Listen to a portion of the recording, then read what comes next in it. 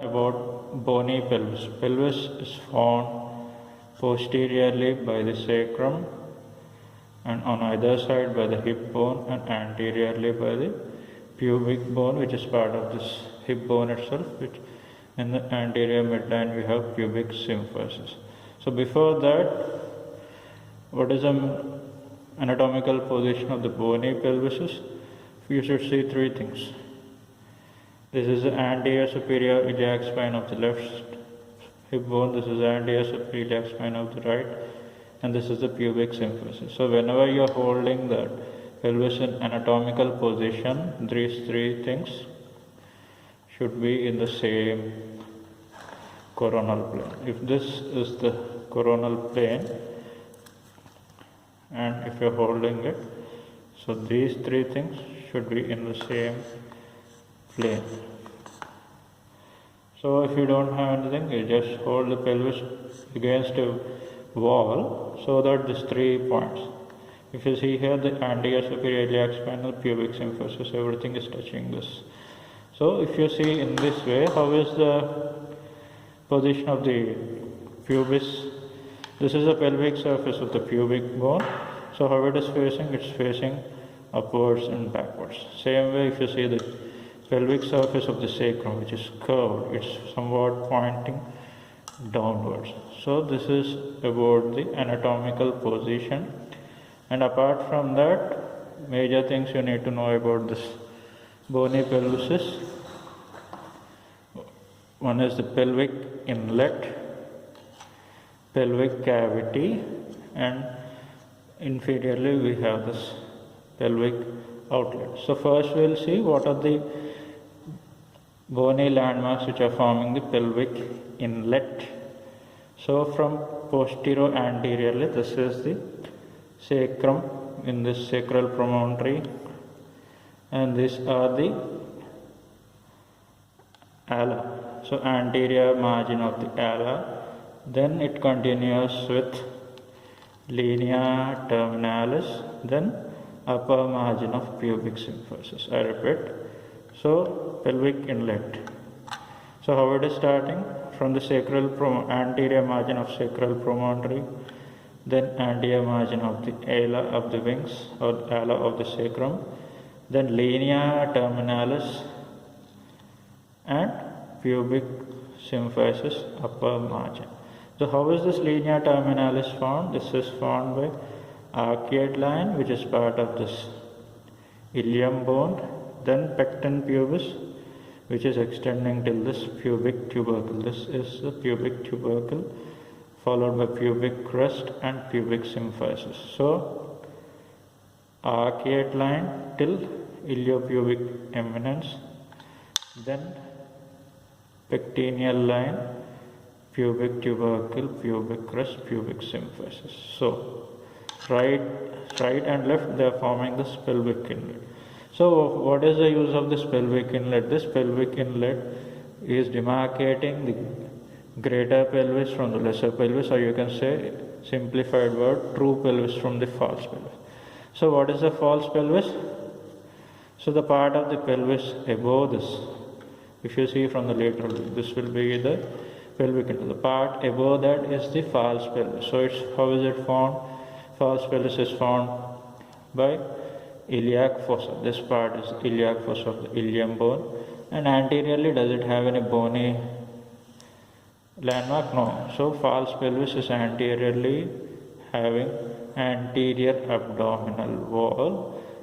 Posterolaterally, it's having this iliac fossa. So this is nothing but abdomen itself, but it's lower part of the abdomen. So this is the false pelvis, which is above the pelvic inlet, having one boundary as iliac fossa.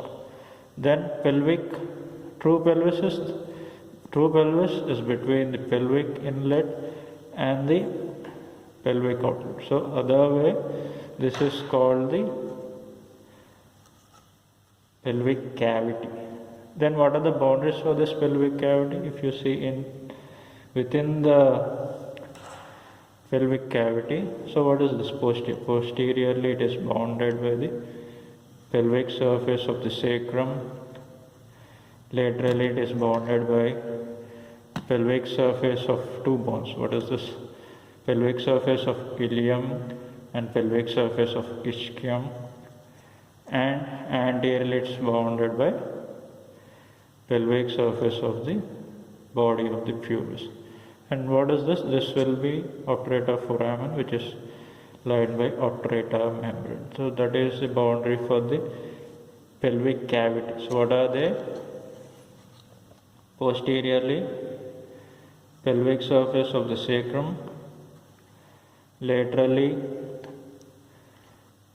pelvic surface of the ilium and ischium, and anteriorly by pelvic surface of the body of the pubis and obturator foramen covered by the obturator membrane. So that is pelvic cavity. Then what about the pelvic outlet? If we look from the inferior part, so this is the posterior part, this is the anterior part. So we will see somewhat laterally. So posteriorly it's having, you can say, if the coxsacrum, generally they take into account the sacrum, tip of the sacrum, anteriorly by inferior border of the pubic symphysis. This is the inferior border of pubic symphysis. Then on either side it's having conjoined ischiopubic ramus, then ischial tuberosity. Then there are few ligaments which are between this gap between the ischial tuberosity and the sacrum. So what are they? Sacrotuberous ligament, that will be on the lateral, posterolateral. So what are the boundaries for this pelvic outlet? Is inferior border of the pubic symphysis, ischiopubic ramus, or you can say conjoint ramus, ischial tuberosity. So that will be anterolaterally, posteriorly by tip of the coccyx or the sacrum, and posterolaterally by, if you see like this, posterolaterally by sacrotuberous ligament. So here, what are the other bony landmarks you can see? If this is the acetabulum, if you see from the outside, but when you are concerned with this thing, this is the ischial spine. So the part of the hip, the part of the bone above this is called, this ischial spinous. This is greater sciatic notch, this is lesser sciatic notch. So these are concerned with, this is ischial tuberosity. So from this ischial spine and ischial tuberosity and the sacrum, and there are ligaments. What are they? Sacrotuberous ligament and sacrospinous ligament. Other important thing you come across is this subpubic angle, this part. This is called the subpubic angle. One more thing is this shape of the pelvic cavity. In males it will be something like heart shape, and in females it will be something ovoid shape. So this is one thing.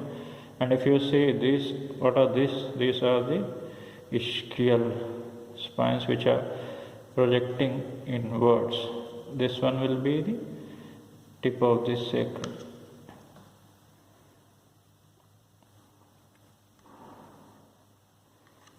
And if you see from above, this is the sacrum body, these are the wings or the ala of the sacrum, and this is the joint between the sacrum and the ilium, sacroiliac joint. So apart from that, you have some diameters. One is from anterior to the posterior point. This will be anteroposterior diameter, and one more thing will be diagonal diameter, and one more thing is transverse diameter. So these are the different diameters you will be coming across during this pelvimetry. Pelvimetry is measuring all these diameters. So one thing is anteroposterior, one thing is diagonal, and one more thing is transverse. So these are the three diameters you come across for three things. What are they? For pelvic inlet, for the pelvic cavity, and the pelvic outlet.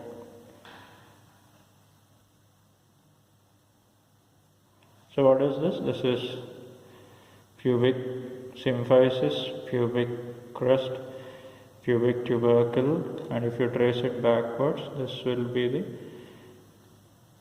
pectineal line, pecten line. Then this is pubic eminence, go backwards, this will be the arcuate line. Then this part is the sacroiliac joint.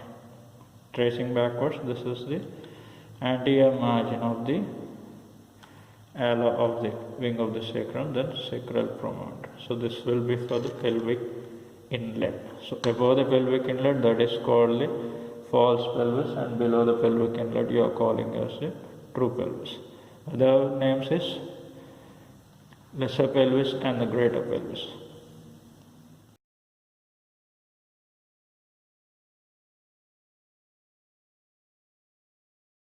Pelvimetry will be seeing some conjugates. One is external obstetrics conjugate, true conjugate, and diagonal conjugate. So how to know them? So for that you have to see some points. One point is this anterior midpoint of the sacral promontory. One more thing, this is the tip of the spinous process of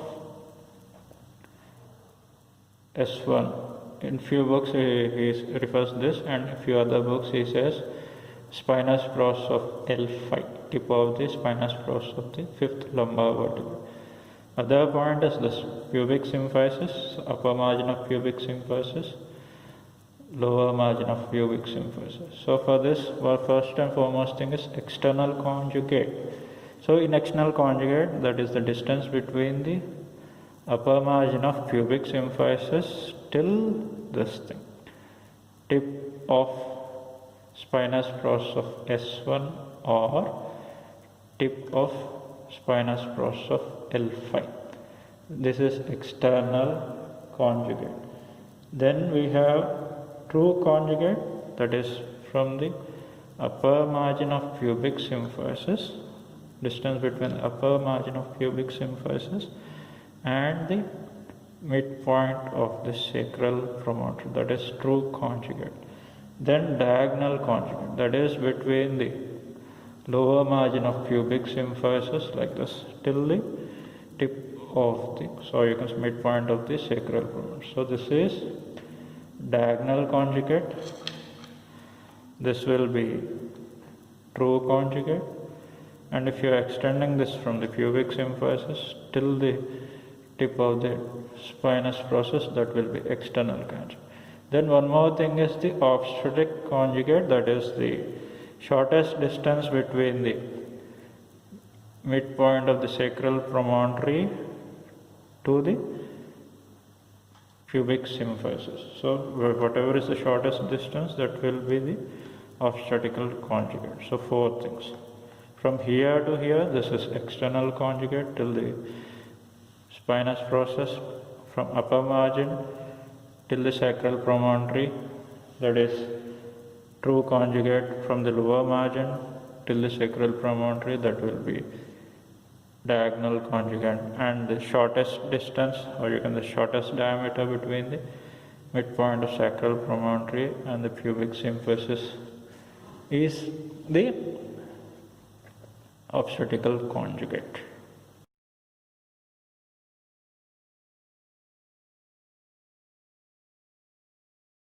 Of the pelvic inlet, one is anteroposterior, that is the diameter with distance between the midpoint of sacral promontory to the upper margin of pubic symphysis. This is anteroposterior diameter. And next thing is oblique diameter. Oblique is between the sacroiliac joint. Here this is the sacroiliac joint, and this thing is the iliopectineal eminence. So the distance between sacroiliac joint and this iliopectineal eminence is the oblique diameter for your pelvic inlet. Then one more thing is the transverse diameter, that will be the maximum diameter which you can measure in the transverse part. So that will be your transverse diameter. So this is anteroposterior, oblique and the transverse diameters.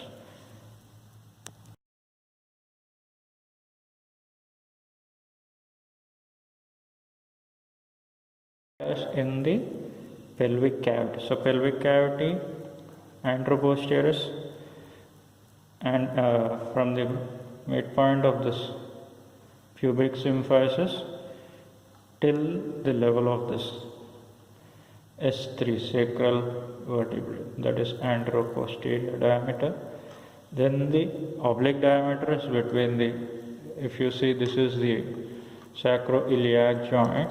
So from the lower end of the sacroiliac joint till the, here we will be getting obturator membrane. So some here to here, from the lower end of the sacroiliac joint till the midpoint of the obturator membrane, that is the oblique diameter for the pelvic cavity.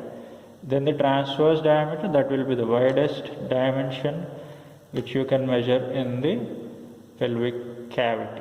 So those are the three diameters for the pelvic cavity. What are they? Anteroposterior is between the midpoint of the pubic symphysis till the point at the level of the third sacral vertebrae. Then oblique is between the lower end of the sacroiliac joint till the midpoint of this obturator membrane. Transverse is the widest point.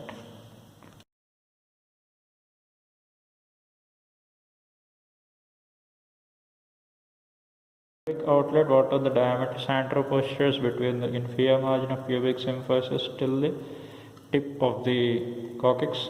Transverse diameter is between the inner aspects of the ischial tuberosity of either side. Then the oblique diameter is the fingers or the sacrotuberous ligaments. So from this midpoint of the sacrotuberous ligament till the midpoint of this conjoint ischiopubic junction of the ischiopubic ramus, that is the oblique diameter of the pelvic outlet.